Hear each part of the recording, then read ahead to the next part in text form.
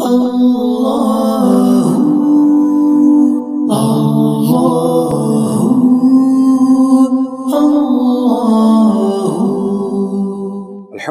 رب العالمین والصلاة والسلام علی سید المرسلین اما بعد فاعوذ باللہ من الشیطان الرجیم بسم اللہ الرحمن الرحیم۔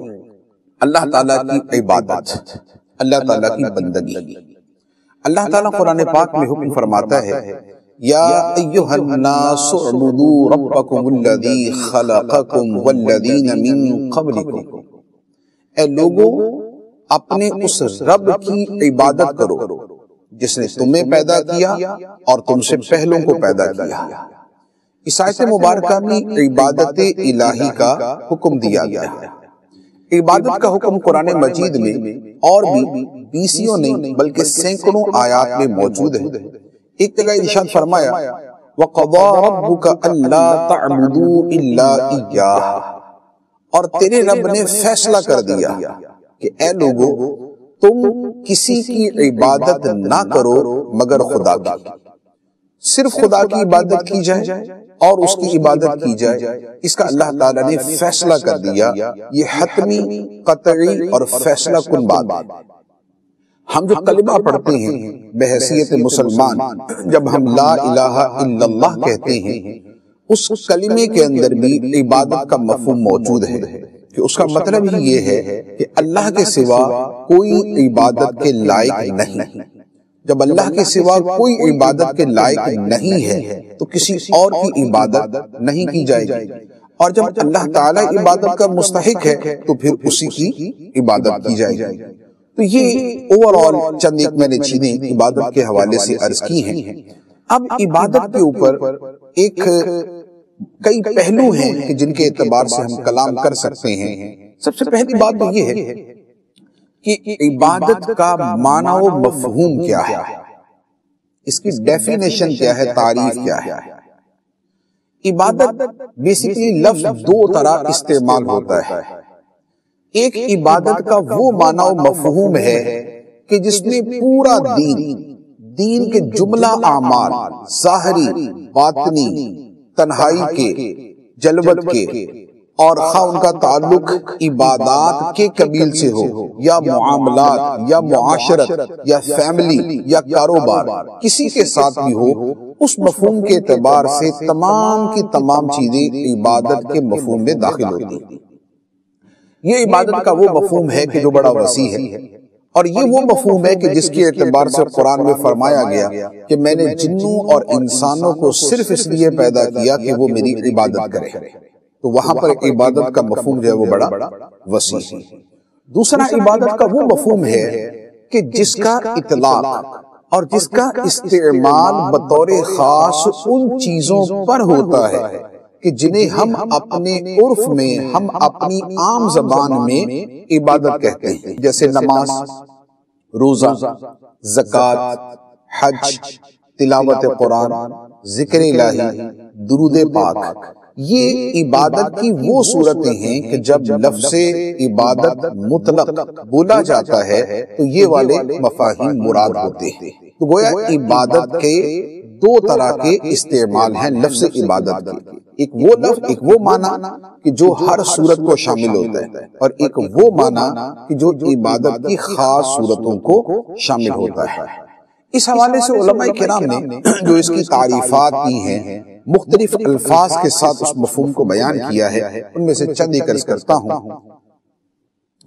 عبادت کی ایک تعریف، اصطلاحی معنی اس کی یہ کیا گیا ہے کہ خشوع و خضوع، عاجزی کے آخری درجے کو اللہ تعالی کے لیے اختیار کرنا، عاجزی کے، خضوع کے آخری درجے کو اللہ تعالیٰ کے لیے استعمال کرنا۔ اللہ تعالیٰ کے لیے استعمال کرنے کا تو چونکہ ہم عبادت الہی کی بات کر رہے ہیں اس اعتبار سے ہے، ورنہ یہ ہے کہ انتہا درجے کی عاجزی کا نام عبادت ہے، جسے عربی زبان میں اقصی غایت الخضوع کے لفظ سے تعبیر کیا جاتا ہے۔ تو عبادت کی ایک ڈیفینیشن ہے کہ انتہا درجے کی عاجزی، انتہا درجے کا خضوع اختیار کرنا۔ دوسرا اس کی تعریف کی گئی ہے رب کی تعظیم کے لیے اپنے نفس کے خلاف کوئی کام کرنا۔ اللہ کی تعظیم مقصود ہو اور کام ایسا کیا جائے کہ جو ہمارے نفس کے خلاف، یہ عبادت کی تعریف۔ تیسری تعریف کی گئی ایسا فعل کہ جس سے صرف اللہ کی تعظیم ہوتی ہو، ایسا فعل جس سے صرف اللہ کی تعظیم ہوتی ہو۔ یہ وہ معنی ہے کہ جو غالباً اشارہ کرتا ہے اس خاص عبادت کی طرف کہ جسے ہم عام زبان کے اندر بھی عبادت کہتے ہیں، جیسے نماز، روزہ، تلاوت، اور ذکر ہے کہ یہ وہ افعال ہیں کہ جن سے خالصتاً تعظیم الہی مقصود ہوتی ہے۔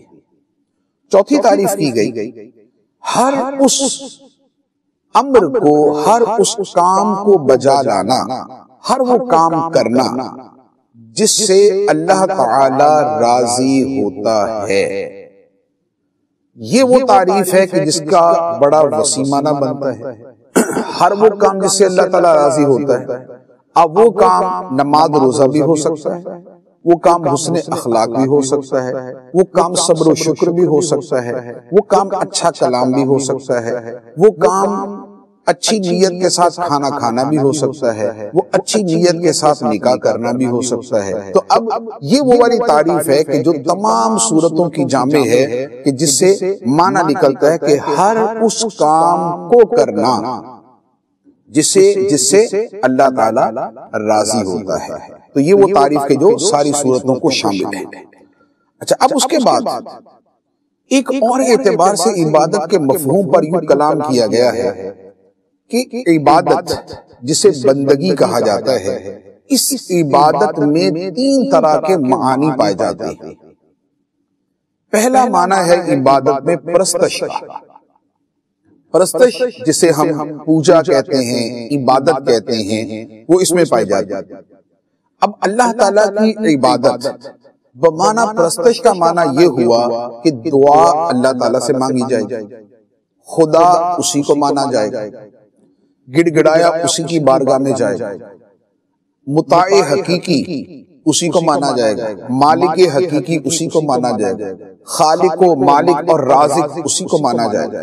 تو اب وہ جو عبادت کے اس مفہوم کے اعتبار سے جتنی چیزیں ہیں وہ ساری کی ساری پرستش کے معنی میں شامل ہوتی ہیں۔ سجدہ اسی کو کیا جائے گا، کسی اور کو سجدہ نہیں کیا جائے گا۔ جھکا اسی کی بارگاہ میں جائے گا، کسی اور کی بارگاہ میں جھکا نہیں جائے گا۔ تو یہ عبادت کا وہ معنی کہ جس میں پرستش کا مفہوم ہوتا ہے۔ دوسرا ہے غلامی۔ لفظ عبادت میں غلامی کا معنی بھی ہے، اور یہ بھی عربی کے اندر لفظ عبد غلام کے معنی میں استعمال ہوتا ہے۔ جیسے پچھلے زمانے میں آقا اور غلام ہوتے تھے تو غلام کے لیے لفظ عبد استعمال ہوتا تھا۔ تو یہ غلامی کا معنی عبادت کے مفہوم میں داخل ہے۔ اب اس معنی کے اعتبار سے ہم اللہ تعالیٰ کے عبد اور عباد کیسے ہیں؟ وہ یوں کہ غلام کا اپنا اختیار نہیں ہوتا، اس کے اختیار کا دائرہ کار وہی ہوتا ہے جو اسے اس کے مالک نے دیا ہوتا ہے۔ اس اعتبار سے ہم اللہ کے عبد ہیں، بندے ہیں۔ اس کا مطلب یہ ہوا کہ ہمارے اختیار کا دائرہ وہ ہوگا جو ہمارا مالک حقیقی چاہے گا، جو رب چاہے گا، جو خدا چاہے گا، جو خدا نے دائرہ مقرر کر دیا اس دائرے میں رہنا اور اسی میں اپنے اختیار کو استعمال کرنا، اور اپنے اختیار کو یہ سمجھنا کہ میرے یہ اختیار بھی خدا کے دیے ہوئے، میں اپنی ذات کی حد تک کچھ کرنے کا اختیار نہیں رکھتا، میرے مالک نے مجھے اختیار دیا ہے تو میں اسے استعمال کرتا ہوں، اگر میرا رب مجھے منع کر دے تو میں اسے رک جاؤں۔ تو یہ غلامی کا معنی ہے جو عبادت کے مفہوم میں داخل ہے۔ تیسرا معنی ہے اطاعت۔ اطاعت کا مطلب یہ ہے کہ انسان خدا کے حکم کی پیروی کرتا ہے، اس کے قانون پر چلتا ہے، جس شے سے خدا منع کر دے اس سے رک جاتا ہے، جس کے کرنے کا حکم دے بندہ وہ کام کرتا ہے۔ تو اب یہاں پر عبادت بمانا اطاعت کے ہو جائے گا۔ اب اس صورت میں حاکم حقیقی خدا ہوگا، احکم الحاکمین خدا ہوگا۔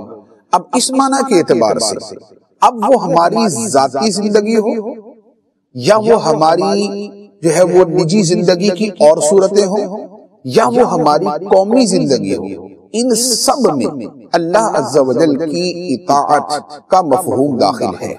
اس اعتبار سے یہ معنی بنا کہ نہ تو ہم اپنی فیملی لائف میں خدا کے حکم کے برخلاف کریں گے، نہ ہم اپنے کاروباری معاملات میں یہ کہیں گے کہ ہم جو چاہیں کریں، جیسا رواج ہے، جیسی رسم ہے، جیسا طریقہ رائج ہے اس کے مطابق کریں۔ پھر ہم یہ نہیں کہیں گے، پھر ہم یہ کہیں گے کہ نہیں، مجھے اپنی ذاتی زندگی میں بھی خدا کے حکم پر چلنا ہے، مجھے اپنے کاروباری معاملات میں بھی اللہ کے حکم کی پیروی کرنی ہے۔ اور اسی طرح جو اس سے اوپر کے معاملات ہیں جن کا تعلق ریاست کے ساتھ، جن کا تعلق اقوام کے ساتھ، جن کا تعلق انٹرنیشنل ہے، عالمی ہے، جن کا تعلق ملک سے باہر کے ساتھ ہے، ان معاملات میں یعنی وہ ریاستی معاملات ہیں، وہ قومی معاملات ہیں، وہ عالمی معاملات ہیں، ان سب میں بھی جو خدا نے حکم دیا ہے اسی کے مطابق چلے۔ ایسا نہیں ہوگا کہ ہم یہ کہیں گے کہ نہیں جناب جو عبادت ہے اس کا تعلق بندے کی ذاتی زندگی کے ساتھ، اس کا تعلق انسان کی نجی زندگی کے ساتھ ہے، اور جہاں تک تعلق ہے قومی معاملات کا یا معاشرتی معاملات کا یا ریاستی معاملات کا، وہاں پر دین کا دخل نہیں ہوگا معاذ اللہ۔ یہ کہنا یہ سراسر غلط ہوگا، کیونکہ اللہ تعالیٰ نے ہمیں اپنا بندہ قرار دیا اور ہم خدا کے بندے، اور اس بندگی میں اور اس عبادت کے مفہوم میں یہ اطاعت داخل ہے۔ اسی لیے اللہ تعالیٰ نے قرآن پاک میں جو احکام بیان کیے ہیں، اب ان احکام پہ غور کریں۔ وہ احکام صرف ہماری ذاتی زندگی سے متعلق نہیں، جیسے نماز ہے، روزہ ہے، حج ہے، زکوٰۃ ہے، یہ ہماری ذات سے متعلق ہے۔ تلاوت قرآن، ذکر الہی ہے، یہ ہماری ذات سے متعلق ہے۔ لیکن قرآن مجید میں ہی دوسری اقوام کے ساتھ تعلق کیسا ہوگا اس کا بیان موجود، کہاں پر امن کی صورت ہے اور کہاں پر امن سے ہٹ کر دوسری صورت اختیار کی جائے گی، قرآن پاک میں موجود ہے۔ کاروبار کے معاملہ قرآن پاک میں موجود ہے۔ سود کو قرآن نے حرام قرار دیا، عقود فاسدہ اور باطل طریقے تجارت کے خدا نے منع کیے۔ تو اب وہ جو ساری چیزیں ہیں اسے یہ نہیں کہہ سکتے کہ یہ ہماری ذاتی زندگی ہے اور ہم ذاتی زندگی میں جو چاہیں کریں، نہیں۔ جب عبادت بمعنی اطاعت ہے تو اطاعت کا دائرہ بڑا وسیع ہے۔ وہ اطاعت ہماری ذاتی معاملات میں بھی ضروری ہے، وہ اطاعت ہمارے قومی معاملات میں بھی ضروری ہے، وہ ریاستی معاملات کے اندر بھی ضروری ہے۔ تو جب عبادت کا ہم مفہوم سمجھ جائے تو پھر پتہ چلتا ہے کہ بحیثیت مسلمان ہم کیا ہیں اور ہمیں کیا کرنا ہے۔ پھر ہمیں پتہ چلتا ہے کہ جو ہم لا الہ الا اللہ پڑھتے ہیں، اس لا الہ الا اللہ پڑھنے کا تعلق صرف زبان کے چند الفاظ کہنے کے ساتھ نہیں، بلکہ ہمارے پورے وجود کے ساتھ، ہمارے خیالات کے ساتھ، ہمارے افعال و احوال کے ساتھ، ہمارے اقوال و اعمال کے ساتھ، ہمارے خلوت و جلوت کے ساتھ، ہمارے ذاتی اور معاشرتی معاملات کے ساتھ ہے، ہمارے ریاستی اور عالمی امور کے ساتھ ہے، تو پھر اس کا دائرہ کار بہت وسیع ہو جاتا ہے۔ تو یہ عبادت کا وہ مفہوم ہے کہ جس کے اندر 3 سٹیپ آتے ہیں، ایک پرستش کا آتا ہے، ایک غلامی کا آتا ہے اور ایک اطاعت کا آتا ہے۔ وَمَن لَّمْ يَحْكُم بِمَا أَنزَلَ اللَّهُ فَأُولَٰئِكَ هُمُ الْفَاسِقُونَ وَمَن لَّمْ يَحْكُم بِمَا أَنزَلَ اللَّهُ فَأُولَٰئِكَ هُمُ الظَّالِمُونَ وَمَن لَّمْ يَحْكُم بِمَا أَنزَلَ اللَّهُ فَأُولَٰئِكَ هُمُ الْكَافِرُونَ۔ قرآن پاک میں 3 جو ہے وہ 3 آیتوں کے اندر اس کو بیان کیا کہ جو اللہ کے حکم، جو اللہ کے قرآن، اللہ کے دین کے مطابق حکم نہیں کرتا، فیصلہ نہیں کرتا، فاسق ہے، ظالم ہے، کافر۔